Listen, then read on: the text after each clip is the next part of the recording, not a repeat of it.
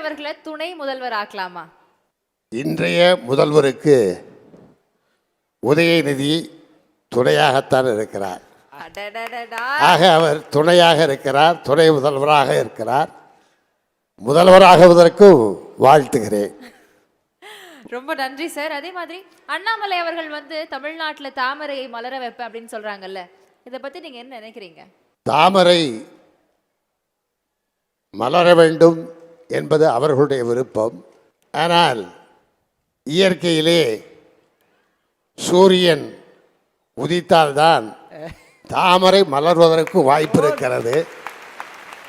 அந்த சூரியன் உதிக்கின்ற நேரத்திலே அந்த தாமரை மேல் சூரியனுடைய ஒளிக்கற்றை பாயாமல் மேகம் மறைத்து விட்டால் தாமரை மலராது.